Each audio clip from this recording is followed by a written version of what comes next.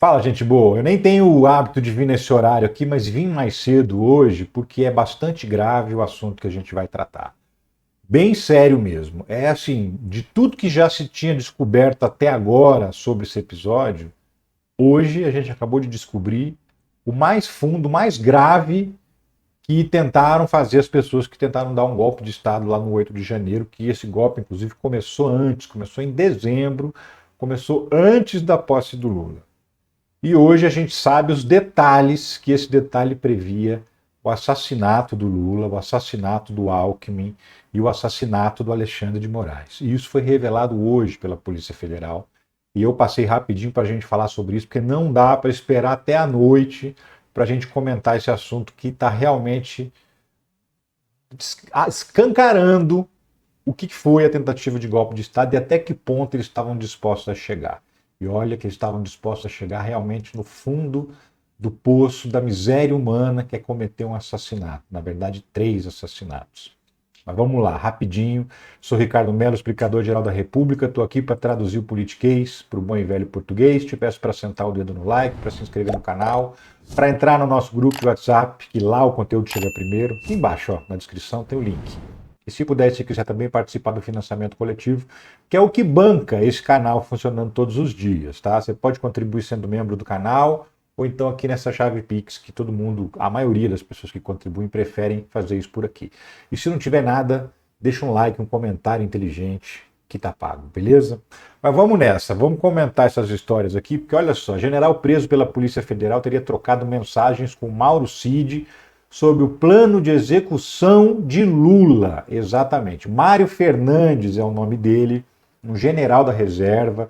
A gente vai falar um pouco mais sobre esse cara para você entender como era, o quanto ele era importante dentro da estrutura do exército, ligado assim, ó, grudado mesmo no Bolsonaro, tá? Que é quem mais se complica com essa descoberta aí. Como é que surgiu isso aí? Porque conseguiram recuperar lá os dados do celular do Mauro Cid, que ele tinha apagado, e recuperaram conversas com esse general e eles chegaram a tratar do assassinato do Lula com o ajudante de ordens do Bolsonaro, tá?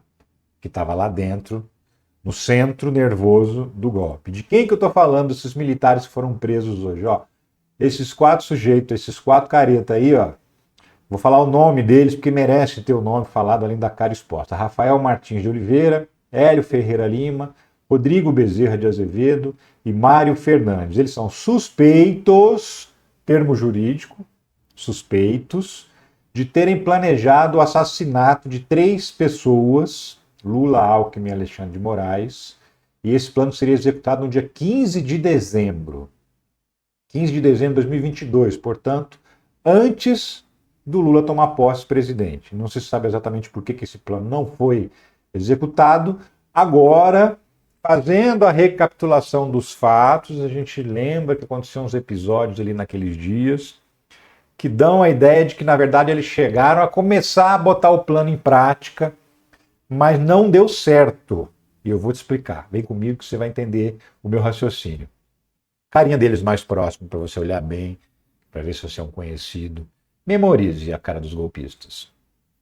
PF, plano de Kids Pretos incluía a morte de Lula, Alckmin e Moraes. Essa matéria tem detalhes interessantes, olha só. De acordo com a Polícia Federal, o plano, que teria como objetivo eliminar Lula, Alckmin e Moraes, é o Punhal Verde e Amarelo. Esse era o nome da operação militar que eles organizaram para matar essas 3 pessoas. Punhal Verde e Amarelo. Uma ação elaborada meticulosamente e que seria executada no dia 15 de dezembro de 2022, pouco mais de um mês e meio após o segundo turno das eleições, quando Lula derrotou Jair Bolsonaro. Após consumado o golpe e os assassinatos dos alvos, os Kids Pretos instituiriam um gabinete institucional de gestão de crise, integrados pelos próprios militares, que lidaria com as consequências das medidas extremas adotadas, algo como uma junta militar para confirmar o golpe. Então é o seguinte, você não entendeu errado. Eles planejaram criar uma insurgência popular, ou seja, revoltas populares, que fizesse os militares entrar em cena. Aí os militares iam assumir o poder, matar o presidente, matar o vice-presidente, matar o ministro que teve mais coragem de enfrentá-los nos últimos anos e aí isso ia gerar uma crise no país, né? Muita gente ia para a rua protestar, ia ter possivelmente quebra-quebra. E aí eles também planejaram criar uma junta militar, um gabinete de crise, para lidar com os distúrbios populares que iam acontecer por causa do crime que eles iam cometer. Entendeu? Aí confirma o golpe e reprime todo mundo que está na rua protestando contra o golpe. É assim que funciona o planejamento deles. Isso tudo estava nos arquivos que foram recuperados e não só. Também estava nos celulares e computadores desses militares, porque lá em fevereiro teve a Operação Tempus Veritatis. Essa operação, ela teve a prisão de algumas pessoas, inclusive de alguns desses militares, e outros não foram presos, mas tiveram busca e apreensão. Então aí recolheu o celular, computador dessa galera. O plano, o tal da Operação Punhal Verde-Amarelo, estava inteirinho nos computadores e celulares que foram periciados pela Polícia Federal, que foram apreendidos lá em fevereiro. E agora, o que se tem de confirmação é que essa galera que planejou conversou sobre o planejamento com o Mauro Cid, porque aí sim apareceu nas conversas recuperadas do celular dele, que ele tinha deletado, essas conversas com esse general aí, o tal do Mário Fernandes. E aí é que eu falei que começa a fazer sentido as coisas. Bolsonaristas radicais tentam invadir prédio da Polícia Federal e incendeiam carros e ônibus em Brasília. Vias são bloqueadas. Essa notícia é do dia 12 de dezembro de 2022. O dia que o Lula e o Alckmin foram diplomados presidente e vice pela Justiça Eleitoral. Nesse dia teve aqueles protestos em Brasília, que tentaram jogar um ônibus do viaduto, que incendiaram o carro de gente simples, gente pobre, fizeram quebra-quebra na sede da Polícia Federal. Aquele era o dia do start, do botão de detonamento, de detonação, melhor dizendo, do golpe. Então ali começariam, no plano deles, os distúrbios populares, ou seja, o povo ia para a rua, depois desse protesto em Brasília ia ter outro, e outro, e outro, ia crescer, ia virar uma revolta popular. Esse era o plano. E por que a gente pode dizer que esse era o plano? Porque esse grupo de militares são os militares das Forças Especiais. O apelido é os Kids Pretos. Qual que é a especialização dos Kids Pretos? Criar revoltas populares. Sim, eles são militares que são treinados, estudam mesmo uma vida inteira para aprender a se misturar no meio do povo, insuflar esse povo e fazer esse povo se revoltar contra o governo ou contra o inimigo deles. Então, isso é um batalhão que existe no Exército Brasileiro, que se o Brasil entrar em guerra com outro país, os Kids Pretos fariam isso. Eles iam lá se infiltrar no outro país, espalhar mentira, espalhar história, criar uma desavença entre o povo desse outro país para colocar o povo desse outro país contra o governo. No caso, eles fizeram isso aqui dentro. E o 12 de dezembro, agora a gente entende que era parte do plano de matar o Lula. E por que deu errado? Por que eles não levaram a cabo o restante? Porque o país não se inflamou naquele dia. Primeiro, porque as revoltas de Brasília foram rapidamente reprimidas. Assim. A polícia foi para a rua. Por mais que ninguém tenha sido preso, isso foi uma história incrível também, com tanto distúrbio, ninguém ter sido preso, mas enfim. A polícia foi rapidamente para a rua, o pessoal fugiu, a Polícia Federal rapidamente recuperou o controle da entrada ali da sede que estava sendo atacada, nem chegou a perder o controle da sede da Polícia Federal. Houve uma reação governamental rápida e aí não houve continuidade daqueles protestos. E como não houve continuidade, não teve jeito de matar o Lula e o Alckmin e o Alexandre de Moraes naquele período. Tiveram que jogar para frente. Dia 24 de dezembro, teve a tentativa de explodir um caminhão-tanque, lembra? Então, 24 de dezembro também a polícia já encontrou vínculos diretos entre o 12 de dezembro e o 24 de dezembro. Ou seja, tentaram dia 12, não conseguiram inflamar o país. No dia 24 de dezembro, véspera de Natal, eles tentaram novamente criar umas condições para se instalar um estado de sítio no Brasil. E que, de novo, não deu certo, porque o plano foi frustrado, a bomba não explodiu. Ela foi vista antes, foi desarmada antes de explodir. Não inflamou o país. O 8 de janeiro foi a terceira tentativa. Imaginando que o governo já tinha assumido, já tinha tomado posse, que estaria ali de guarda baixa. Né? Agora podemos baixar a guarda porque não vai acontecer mais nada, já tomamos posse. E aí seria surpreendido. O 8 de janeiro foi a tentativa de surpreender. General preso por planejar a morte de Lula tinha super salário na Câmara. Mário Fernandes foi assessor, adivinha de quem? Do Pazuello, aquele que foi ministro da Saúde do Bolsonaro. Esse aqui é o general Mauro Fernandes, que ganha um baita de um salário como general, tem direito a uma casa numa vila militar que a gente paga, tem direito a plano de saúde do melhor, tem direito a comer de graça lá no Exército, que a gente paga a comida que o Exército serve lá nos refeitórios, e os generais comem diferente dos praças, viu? Come, porque eu já almocei nas Forças Armadas como jornalista mais de uma vez, já almocei na Marinha, já almocei no Exército, só não almocei na Aeronáutica. E a comida dos oficiais é melhor que a comida de você que é praça, tá? Então, comida do bom e do melhor, com a gente pagando. Tinha direito à prótese peniana, se quisesse, se precisasse, né? Lembra da história das próteses penianas pagas para o Exército? E tudo isso, enquanto isso, esse cara ainda estava atentando contra o governo que paga todas as contas dele, da família dele, da mulher dele, da filha dele. Quando ele morrer, a filha dele vai ficar recebendo a pensão dele pro resto da vida. E ele estava atentando contra a democracia do Brasil, contra a sua vontade de votar. Você vai lá, decide quem você quer que governe, você bota o teu voto na urna, e ele está dizendo que você não sabe nada. Você não tem que escolher porcaria nenhuma, que quem tem que escolher quem é o presidente é ele, e os caras amigos dele. O principal, o chefe dele, né, Jair Bolsonaro. E quando a gente fala chefe dele, eu posso falar até literal, tá? Porque ele também trabalhou na Secretaria-Geral da Presidência da República. O Mário Fernandes, esse aí. Aí ele foi agora ser assessor do Pazuello. Aí tinha um salário, além do salário de general, que não é fraco, ele também tinha um salário lá de assessor do Pazuello de 15 mil por mês. Assessoria mais especial, top das galáxias.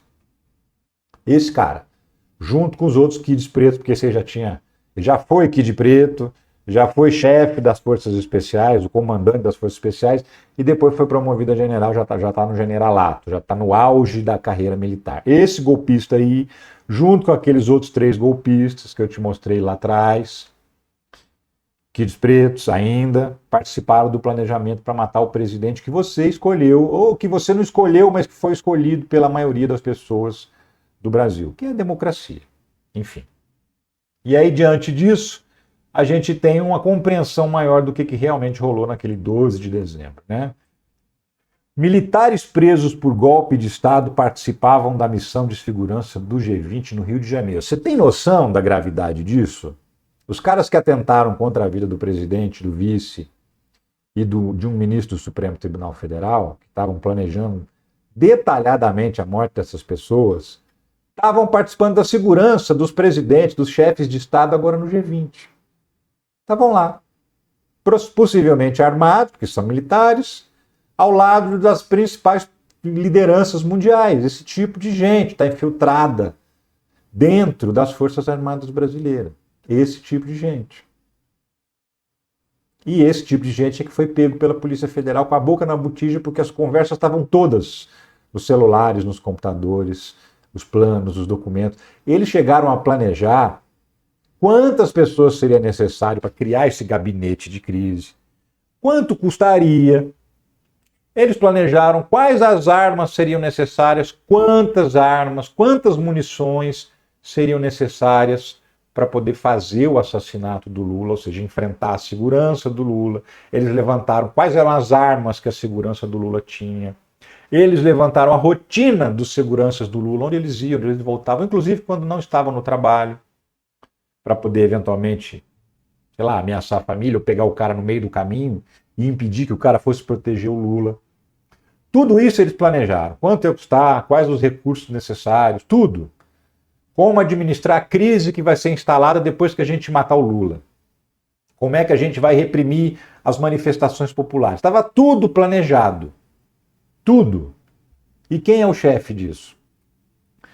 Quem é o chefe disso? Esse sujeito aqui, ó.